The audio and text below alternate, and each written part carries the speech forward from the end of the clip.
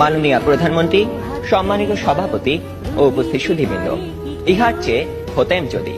অনেক কিছুই তো হতে ইচ্ছে করে, কিন্তু বাবার অত্যাচারে কি কোনো কিছু করার বা হওয়ার সত্যিই জো আছে? এই তো কদিন আগে বাসার সবাই মিলে নাটক দেখতে বসেছে। আমিও পরিবেশের গন্ধ শুকে আস্তে আস্তে এগোচ্ছি, কোন রকমের দর্শকের সারিতে জায়গা দখল করার জন্য। অমনি বাবা গুরুগম্ভীর কণ্ঠে আদেশ জারি করলেন, দুদিন পরে তোমার পরীক্ষা, এখন তোমার এসব নাটক ফাটক দেখা চলবে না। কি আর করা, দরজার চৌকাঠ থেকেই ফিরে যেতে হলো। যেতে যেতেই শুনতে পেলাম নাটকের ছেলেটি তার বাবাকে বলছে, আমি এবার পরীক্ষা দেব না। ইস, আমি যদি এমন করে বলতে পারতাম, এই নাটকের ছেলেটির মতো হতাম। কিন্তু এ তো শুধু নাটকেই সম্ভব। আবার স্কুলের কথাই ধরুন না কেন, সব সময় পরীক্ষা লেগেই আছে। ক্লাস টেস্ট, সাপ্তাহিক, মাসিক, টার্ম, এবং আমাদের স্কুলে আরো একটি পরীক্ষা আছে, পপ টেস্ট। অর্থাৎ বলা নেই কওয়া নেই, স্যার ম্যাডাম ক্লাসে এসে দুম করে বললেন, তোমাদের পরীক্ষা নেব। কি জ্বালা, এমনিতেই পরীক্ষার ভয় বাঁচি না, তা আবার এই পপ টেস্টের ভয় রাত দিন কাঁটা হয়ে থাকতে হয়।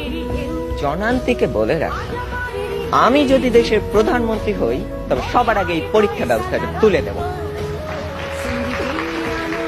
এরই মধ্যে একজন বন্ধু ইশারা করলো, এনেছি। বুঝতে পারলাম গতকাল তাকে হুমায়ুন আহমেদের বোতল ভূত বইটা আনতে বলেছিলাম।